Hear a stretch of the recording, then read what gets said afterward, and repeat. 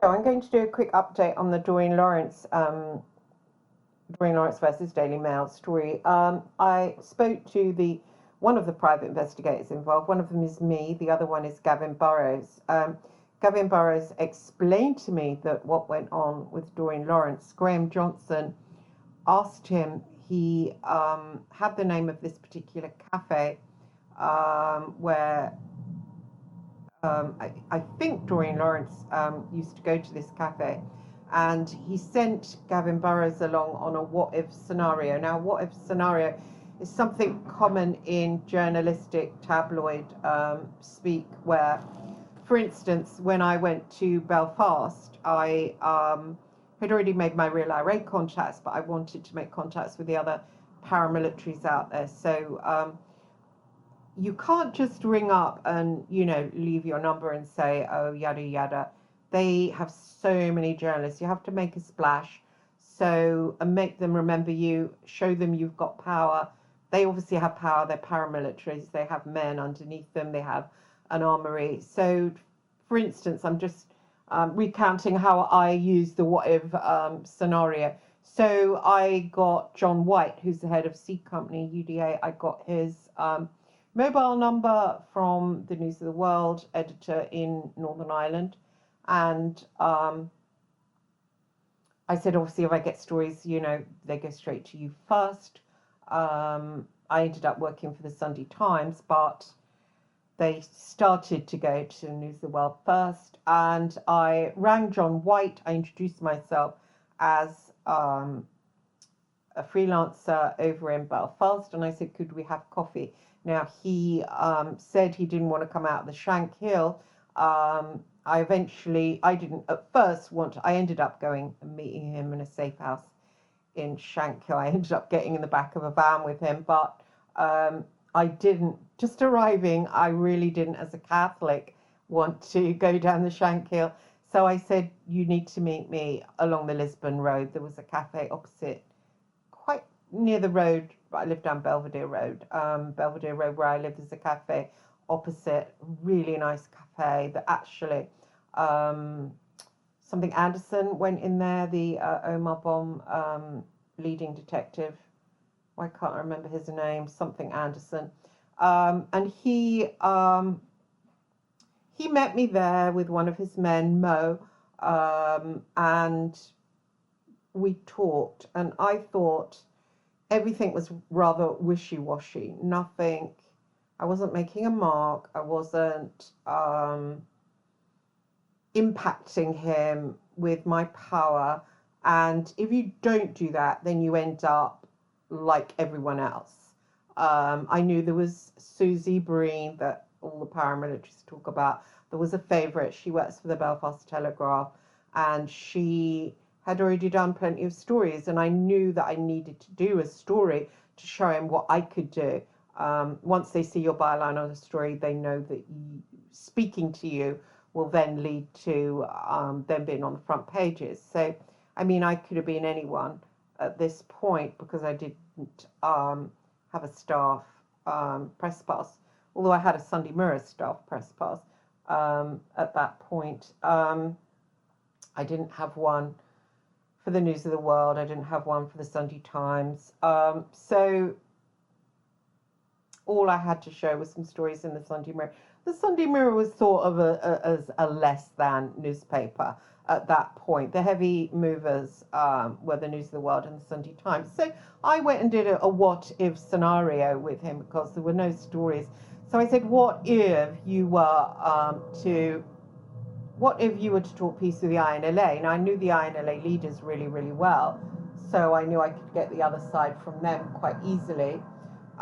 So he said, well, that'll never happen. I said, no, but let's sit here and do a what if scenario. They've come to you, Dark Cloud Forecasting's come to you and said, we're willing to talk peace. And he said, oh, we'd never talk peace with them. And I said, but if they came to you and your men were interested in talking peace, how would that go? So he then told me how it would go. I made the notes. Then I liaised with the INLA, who I knew and still know very, very well. Paul Carson, and it's unbelievably on Facebook. And they've disbanded more or less. Some of them, not Paul Carson, merged into the Real IRA. But they had a £7 million payout from the British government. So going back to the INLA, I got their feedback actually from their one of their communist leaders, who was very into Karl Marx, and I got the what if scenario from them because they're like, those bastards would never, yada yada. So anyway, I wrote it up, and the headline was, UDA willing to talk peace with the hated INLA. Bang, front page. That's a what if scenario. It was never going to happen. Neither party were interested in talking peace. It was totally out of my mind, and it was totally a maneuver. It was a maneuver to ingratiate myself with John White, which I did do. I ended up, because he rang me and said, what the fuck do you think you're playing at? And I then said to him, come on, it was a laugh. I said, stick with me and we'll have some fun. So he did stick with me. So when there was the interscene battle between A Company and C Company, and John Gregg was shot in his car, I actually saw that. He was just ended up leaning forward, covered in blood all over the front of his car. And I was then sent by the Sunday Times to interview John White on how did you feel doing it. And again, he didn't really give me anything, it's like, and I said, how about what you were wearing? He said, what do you mean t-shirt? I always wear a t-shirt. And I said, come on, give me a silk dressing gown. Give me Casablanca playing on the TV. And when the call comes in, there you were watching the love scene between Ilsa and Humphrey Bogart. And when the call came in, how did you feel? And he said he was laughing. And anyway, that ended up in the Sunday Times. You have to recognize that people are after story. Okay, and a good journalist is a storyteller. Now, I think that Graham Johnson didn't ever get the hang of that. As most people know, he was asked to photograph the Beast of Bodmin Moor. And he, if I'd have been tasked with that, I would have gone up, spoke to the most credible people I could find and write a pastiche of people that had seen it, and then maybe have an artist draw up a picture. But Graham thought he had to follow Rebecca Brooks' orders and take a picture of it. So went and photographed a jaguar called Nancy at the local zoo. So when it actually went to print, it cost News International millions. Graham Johnson got the sack, and he what happened? The zoo owner saw it and said, "That's my Nancy. What are you playing at?" And also, it's quite amusing. The jaguar was very well fed and it had a lovely coat. And so experts were like, hang on, if that was the beast living out on the moors, then on Bodmin Moor, it would be, it wouldn't look so lovely and shiny. It wouldn't look so well fed and fat and spoiled. It's quite amusing. So he didn't grasp the way to do this, and, is now informing the lawyers about litigation. And it's worked so far with the Sun, because the Sun, I hate to say it, are covering up about a phone hacking. Now, I know who was working for them. I did explain to the Daily Mail lawyers, because they didn't seem aware of how hacking got into Fleet Street now, and why it's with some papers and not others. Now, hacking came in via John Boyle, and it came in via me. I had been dating John Boyle, and I had this attack by Greg Miskew, and ended up in hospital. He basically told me, "Gotta find out where Yorkshire Ripper wife, we've gotta find out." And I had been down in the gym working out, below the buildings, the apartments where I lived in central London, came up to my apartment. My heart was beating through working out, and he went, Yorkshire, Sonia Sarkle, find out who she's getting married to. And I went, and hit the deck like bang, like that. And managed to ring my porter, got an ambulance, got taken to hospital, was strapped up my chest to the monitors, yada yada. Next thing, Greg Miskew appears through the curtain. You've got to find Sonia Sutcliffe's new husband. And no, Graham Johnson. Graham Johnson's been telling everyone, not only all I did on Fleet Street was ring the Priory or somebody's doctor, which I fucking didn't, or what else? Trace missing people. Oh, sorry to disappoint you. There wasn't one story in the Sunday Mirror that I didn't have a hand in, because journalists couldn't stand up stories. But I'd had all this experience with XCID, with XMI5, with XMI6. And so it was easy for me. A lot of them got their nose put out of joint. Now, Graham Johnson had his nose massively put out of joint, which is why he's attempting to. It will fail eventually, because now I work with Spirit, and I work with Spirit really closely, and they advise me on how to deal with each individual that comes at me in a negative manner. He's coming at me in a negative manner as regards retelling my life story in a highly diminished manner. I'm not going to put up with it, but I've been told to bide my time. So by Spirit, that's not by the Daily Mail lawyers. So going back to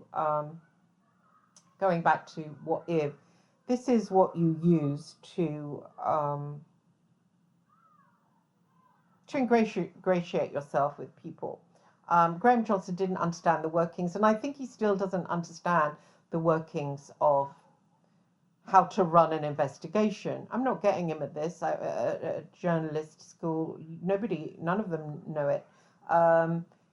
So he got Gavin Burrows to go and do a what if scenario. What if Doreen Lawrence were bugged here? How would that happen? Now, I've heard this from Gavin Burrows, and Gavin wrote this essay on the what if scenario. One second.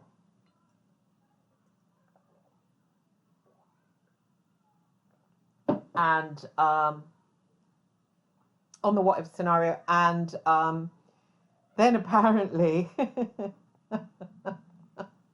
sorry, it's funny in some kind of ways, and then apparently his signature was forged on the bottom of it. Now, I don't know about the forging, whether it's true or not. I know I had an affidavit to sign, and there was stuff taken out and stuff added.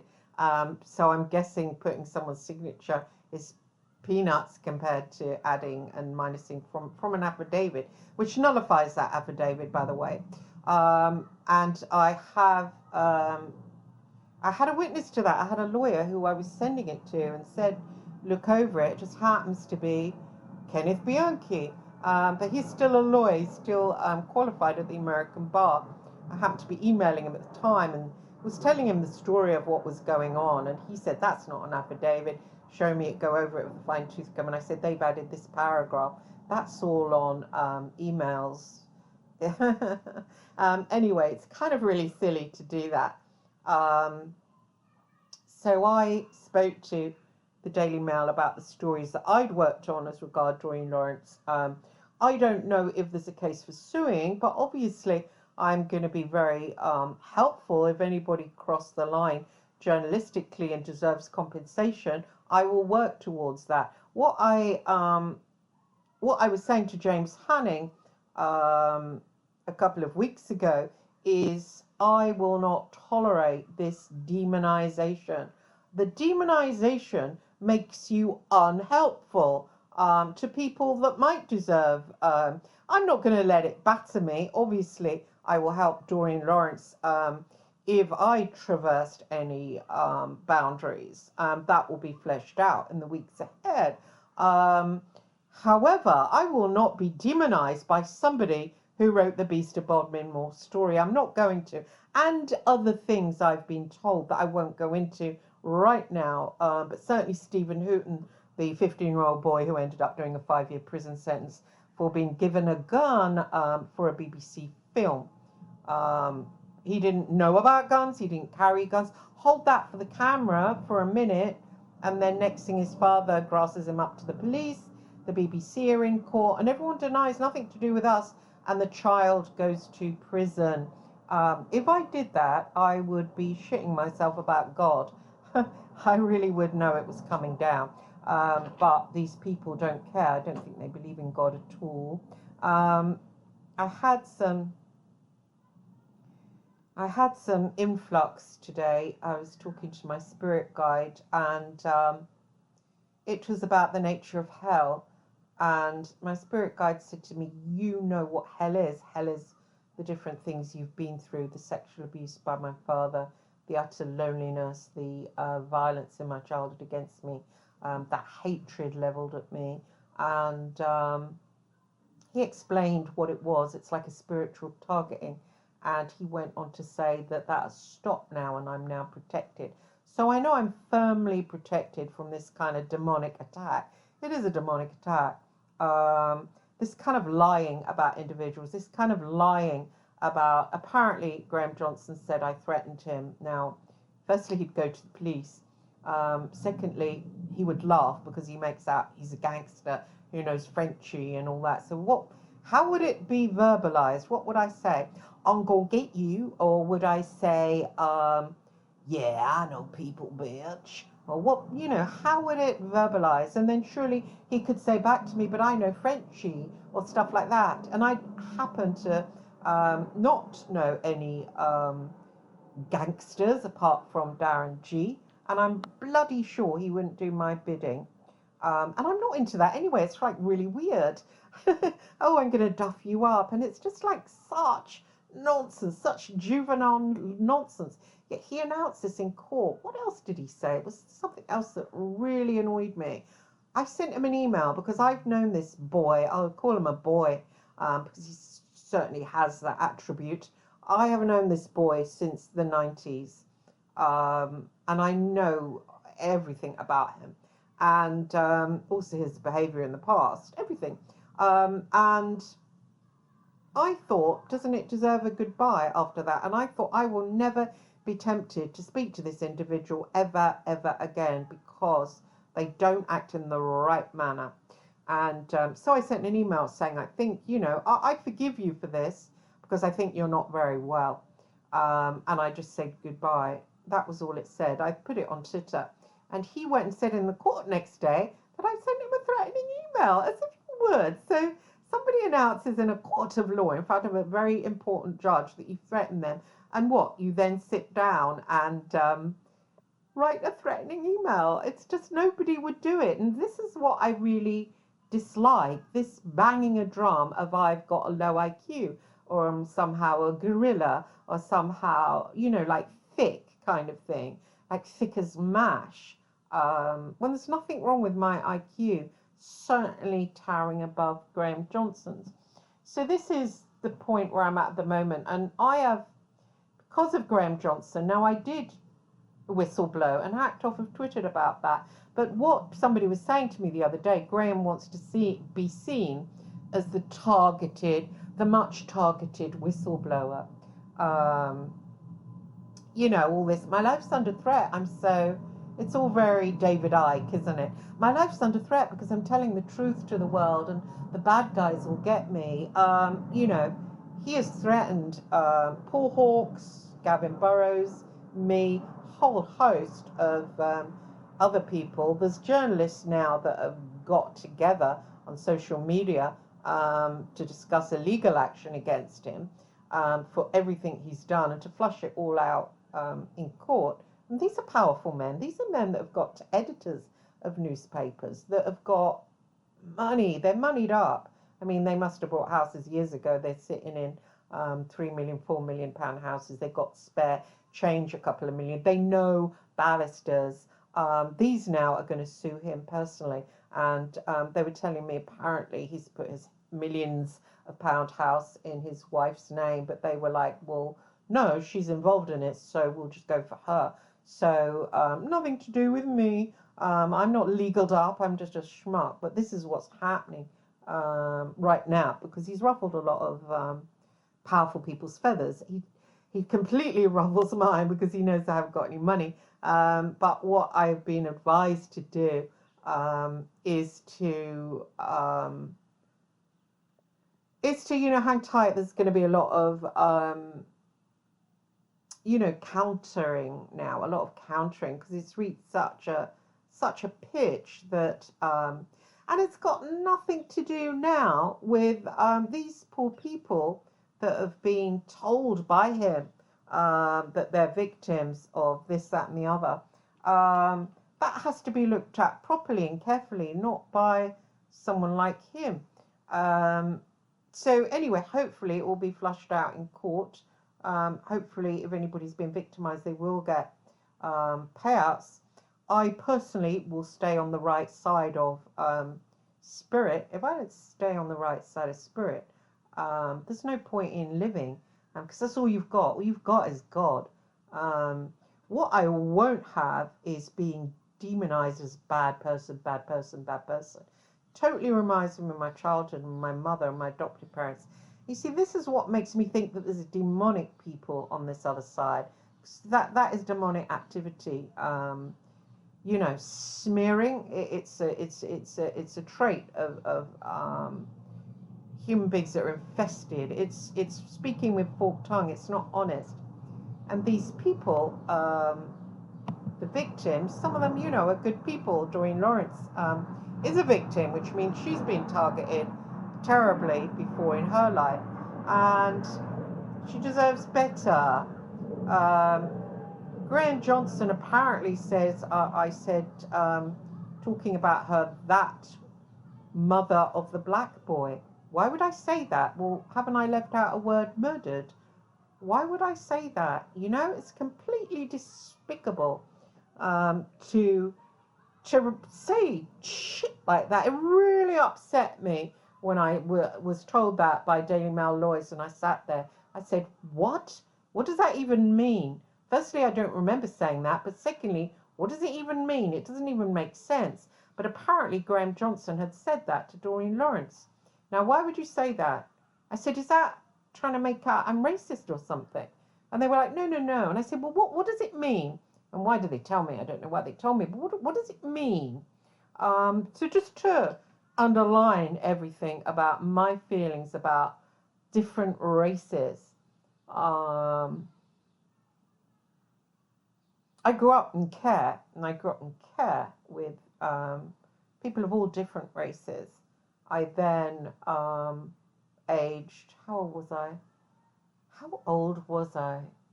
24, 23, 24, I went to New York. And I went to New York, and I wanted to go to the center of New York. Somebody drove me to the outskirts. I stayed in a hotel. Next day I came out. I had about £300. I had a suitcase. And I got in a cab, and I said, take me to New York, like the center. And he said, do you mean Times Square? I said, I have no idea where I mean, but where I can feel New York. So he took me off to Times Square, dropped me off 42nd Street, which, thanks. But it was where I really wanted to feel the pump and the vibe and the heart of New York. And I was spinning around with my head looking upwards, and I booked into a hotel, and I was going to go to sleep. And I thought, hang on, you're in New York, go out, for God's sake. So I went out in my white cowboy boots, and I was walking down the road, and I came across Lahab. Now, they're a group, the Children of Israel, that are black Muslims who believe they're the real Jews. And Lahab, okay, he was very beautiful, but it wasn't really that. He was speaking about the evil of the white man. He called them the blue-eyed devil, because I have blue eyes, blonde hair. And I was standing there listening to him like spellstruck, and he went, oh, how do you like hearing about your own race? And I said, go on, tell me more. And he was telling me about the whole thing. And I just really believed him. I thought, oh, hang on, I've been raped by my blue-eyed adoptive father. I've beaten by my blue-eyed mother. Maybe it makes sense. And I took refuge with Lahab. Yes, okay, I did have an unrequited crush on him. But I hung out with them. There was a doctor with them called Artie, and I ended up just hanging with them for the time I was in New York until I moved over to Staten Island. And this was my experience of looking at the different races, looking at them from out their eyes, and I actually saw the evil in my own race. I actually believe that black people don't have that infestation that we have of jinn, and it is jinn, and for some reason they come into us more easily than they do people with darker characteristics. So we can be infested. My mother and father were infested. I could sit here and say I've never experienced being given anything or helped anything by people of my own race. And I think probably because of targeting, probably because that's spiritual targeting, and probably because they can jump into my own race all that much faster. So I have experienced targeting from my own race, which makes me feel, I don't know, I feel it's estranged from my own race. I do. But I do feel nowadays there's a demonization of white working class, only working class, not anything above working class. There's a demonization, and that makes me feel odd. And I think it's orchestrated. It's kind of a divide and conquer. It wants to cause resentment between the working classes. It's crafty. But I have experienced that with, and I sat there with the Daily Mail lawyers, and I said, if anything, I don't like my own race. And I was really upset, and I cried. I cried over that, and I cried over the part where I was explaining about Graham Johnson and how I had a lot of glory days back on Fleet Street, and how I didn't have any friends. I worked and worked and worked. I pushed myself with the Real IRA, and, I was made to get in cars with rapists. I was nearly stabbed. I was made to go and get a job as a pole dancer, and Graham Johnson says that I sat in my flat all the time. And this is a story of I sat in the flat all the time and casually rang up Sienna Miller's GP and others. That'd be fine, wouldn't it? First of all, it's illegal. How long would it take for the cops to kick down the door? Secondly, I don't sit on my arse.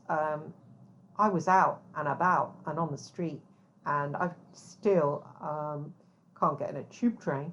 I don't know what that's all about, but Maz and Mahmood would be to blame for that. And they were really upset that I would do an interview with Amazon Prime about Maz and Mahmood. And they were reading the BBC, who's in cahoots with that, the whole thing that's going down, the attack on the Mail, the BBC are backing it. I think it's left versus right, is it? I don't know. Is the Daily Mail right wing? I don't know. I know they serve Middle England. Is Middle England right wing? I don't know. I think they're liberal, aren't they? So it's strange. I don't really have a politics if I was to think about it. I don't like lots of immigration because I don't think there's much room here. But I would be okay if all the English left and people from Syria came in, because, it's just about room for me. But I sometimes think there's too much immigration. It's like being on a tube, and you always get the person, when you're squished up against the window, you always get the person that says to people running down the stairs to get, come on, it's okay.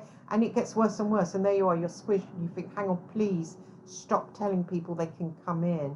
And that's why now I always stand near the door, because I just stand there with my chest out and I think, you can't come in, there's not enough room, wait for the next one. This is how I feel England is going down. There's not enough room now. But who cares about different people from all over the world coming? Isn't it great? Doesn't it add something? for me, adds something. But at the moment, there's all this demonization going on, I feel, of the working classes. And I don't know why it is. I don't know why it is. And I think something really nefarious is going on. And there's all this divide and conquer. And it's not right. So going back to the point of the BBC ringing me talking about what did I do with with all these people doing undercover work, and did you talk about that, and this kind of thing. And yeah, I did, and they didn't like that. It didn't match their narrative about me.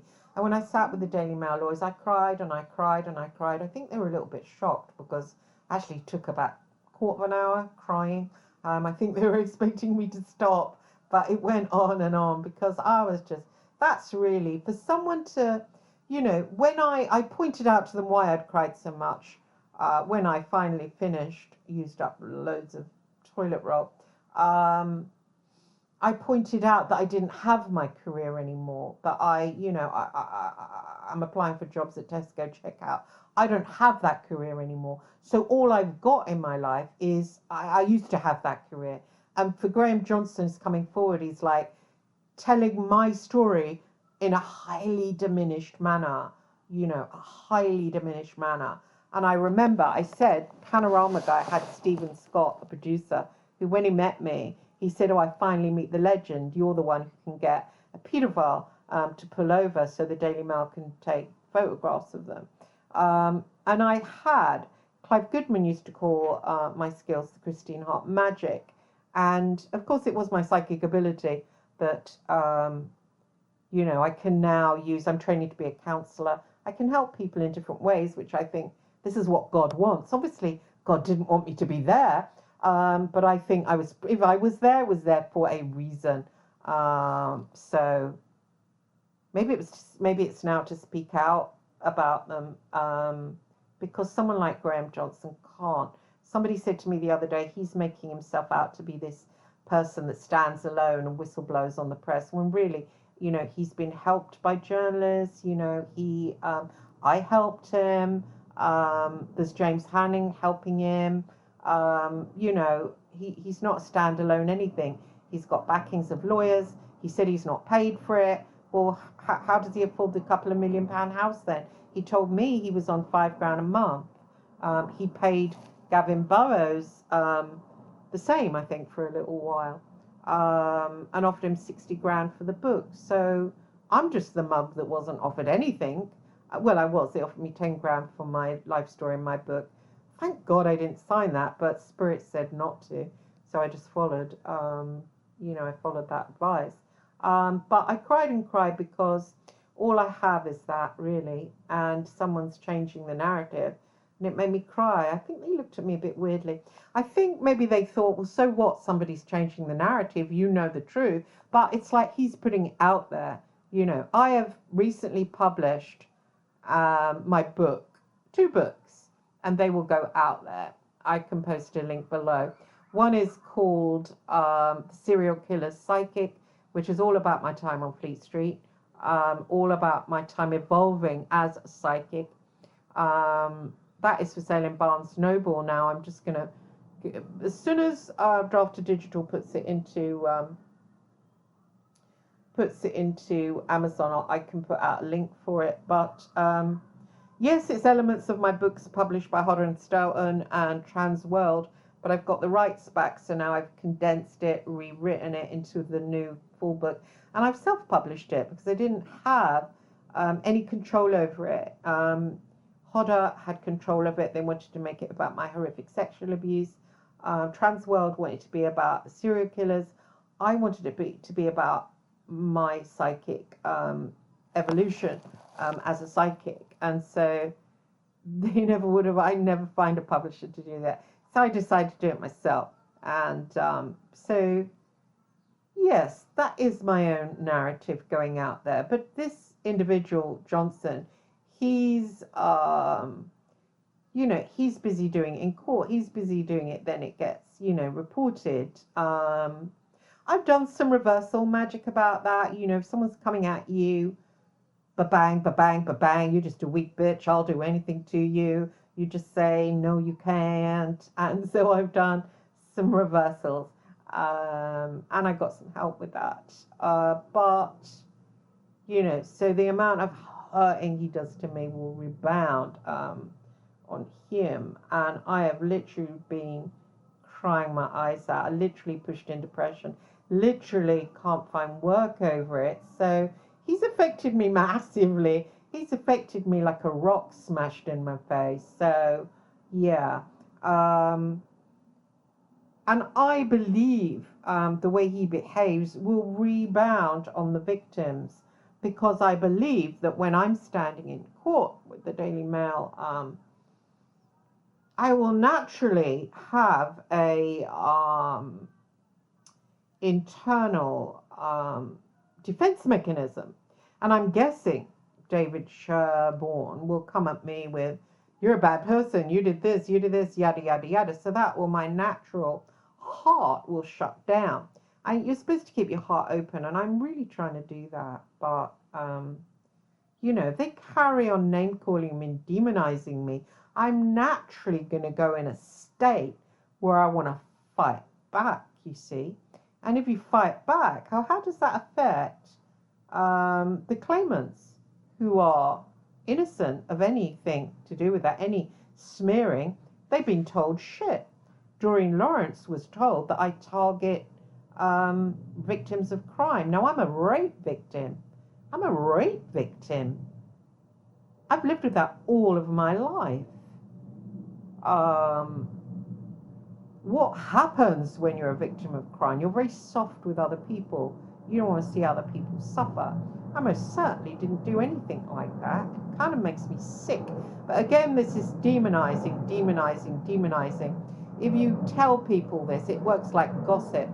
If you say stuff again, you keep saying bad person, bad person, bad person, bad person, then eventually, oh, everyone's joining. Oh, the BBC is saying it. Oh, and then it's over there. And oh, it's over there. And those victims over there, I'm going to tell them, say, bad person, bad person, bad person. Then eventually it's like, suddenly you're in court and you're the bad person. What has bad person got to say for themselves? And I won't be interested in speaking from the heart. I'll be like, well, I'll be extremely goddamn upset. I will get words out. I cried over this. I've cried so much. I've prayed around this so much. But this is how it's dishonest. Because actually, truth is the best way to fight a war. And they're fighting a war because they want to close the Daily Mail. So I have to stick with God on everything. But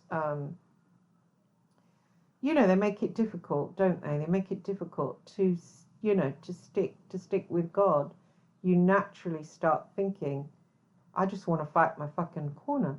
But you know, I have a strong connection with Spirit. I would never betray Spirit. I would never betray God.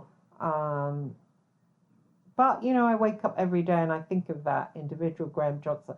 I do pray for him, because somebody that drenched in darkness is lost.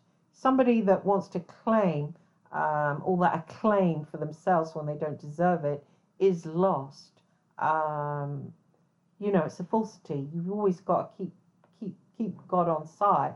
And he's claiming, I'm a person of the light, I'm with God, but he's actually A, self-serving, B, telling lies, C, you're not a whistleblower, you're somebody employed by the lawyers, or employed by whoever's paying that $5,000 a week. So you're an employee. I was the one that came forward without a bribe, and I said to the Daily Mail, I didn't get bribed through this. I went to me, and again, they pointed to something that Michael Gillard had wrote, where apparently I'd had this attitude, I know what my Daily Mail remittances are worth. I let that go. I haven't corrected Michael Gillard on it, because I sound like I'm, you know, one of these people, one of these women that, you know, wear red lipstick and a smart suit. I'm absolutely not. I had no idea they were worth any money. I went along, offered to help Graham Johnson for free, and ate cake with him, helped for free. He had no idea I worked for the Daily Mail, so one could argue that I caused all this. I explained that to the Daily Mail lawyers. I apologised and I said, I remember that day we were sitting in the Orangery in Kew Garden, and I told him I worked for the Daily Mail because I was full of hatred. Why? It's best to own up to people, to what was actually going on at this point. And I was absolutely full of hatred. And I believe Graham Johnson, we're working for the good guys, and I believe that, so I want to do something good. You know, I saw papers are dark. I don't think the Daily Mail are dark, though, but others. And I wanted to help. And that's all slapped back in my face. I've been lied about. All the things I gave free.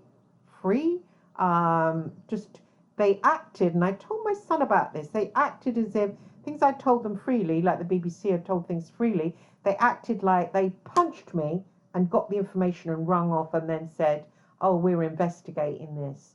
I remember telling James Hanning something, and I told him something that wasn't true. I wanted to see how long it would take to get back to the BBC. So I told him this certain thing. Next thing, with the BBC down at Richmond Park in the mud, James Newton says to me, "We've investigated that you've done this, and we've checked this out, and this is true. And we've spoke to this person, and they say yada yada." And I started laughing because it was actually totally a dummy thing that I'd cooked up with another journalist to see what they would do with it. And what they did with it was not say, "Oh, you told this person who they work with this. We've investigated and uncovered this." It made me piss myself. And James Newton said, "Why are you laughing?" And then later, recounting to my son, I said, "This is the way I'm treated because I'm working class. This, we'll get something off you, but then we'll aggrandise ourselves and act as we've investigated you." And this is what Graham Johnson is doing. He's taking everything I told him gratis and turning it around. "Wow, we checked you out, we found this out." It's absolutely appalling, absolutely appalling. And I have spiritual protection for this kind of attack. It's demonic. It's absolutely a demonic attack. It's nothing else but a demonic attack. So I've got a reversal up around that, and that'll come back on. That'll come back. You target somebody that's studied magic, and yes, I know David Sherborne knows Johnny Depp. Johnny Depp knows Damien Eccles.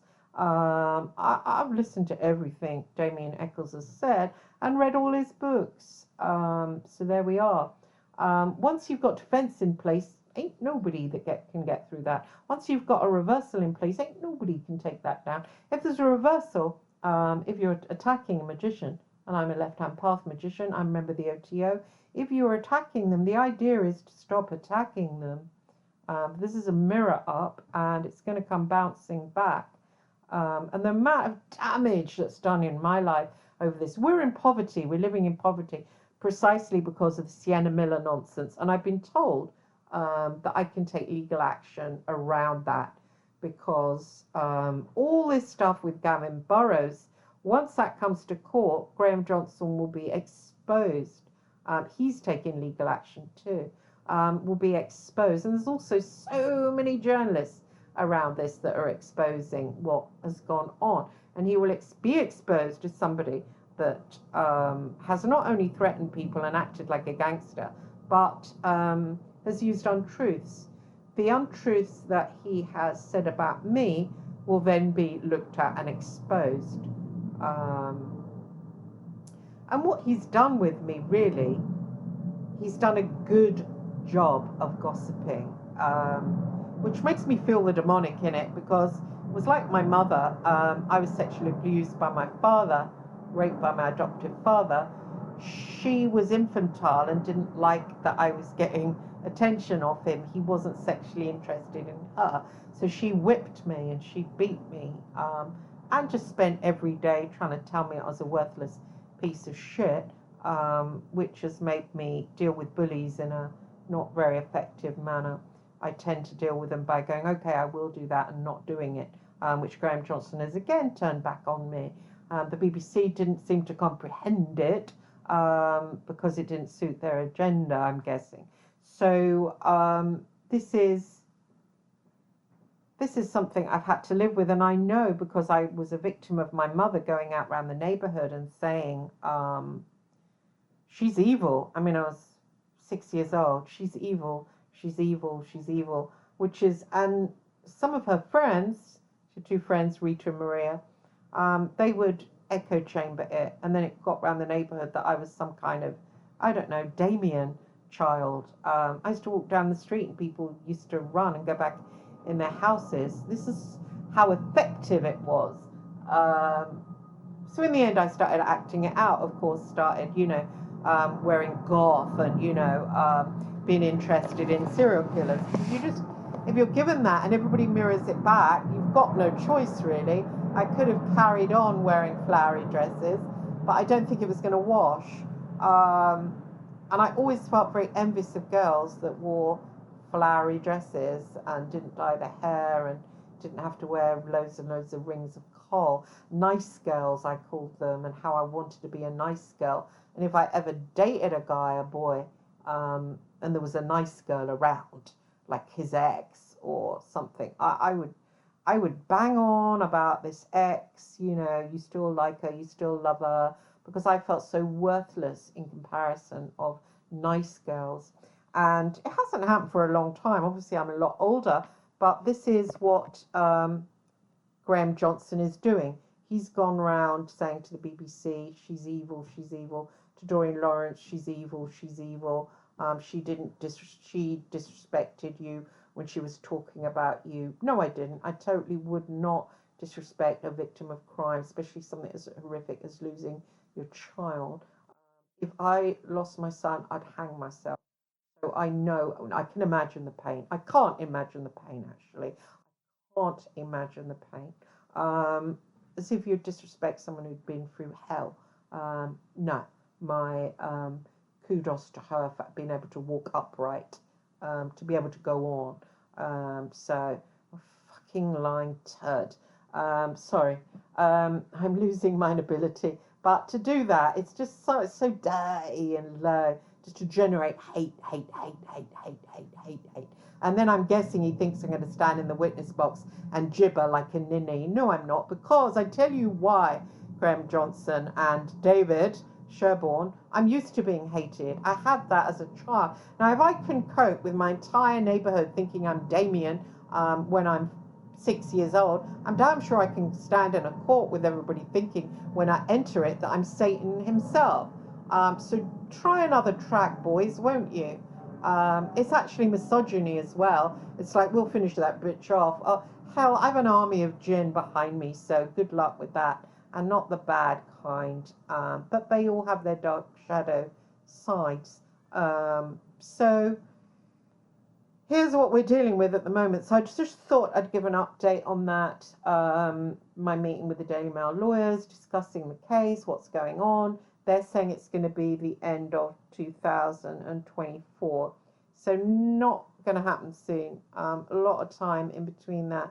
I am, because of Sienna Miller, falsehoods and lies that have gone out, the gossip told to her, I'm totally smeared online that I was someone with a low IQ that would ring up a GP for Rebecca Brooks. I wasn't even told to ring a GP.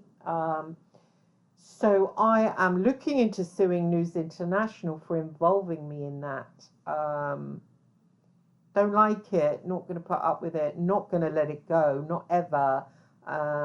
And it seems there's a lot of journalists working on that, a lot of writing, a lot of things will come out in the wash.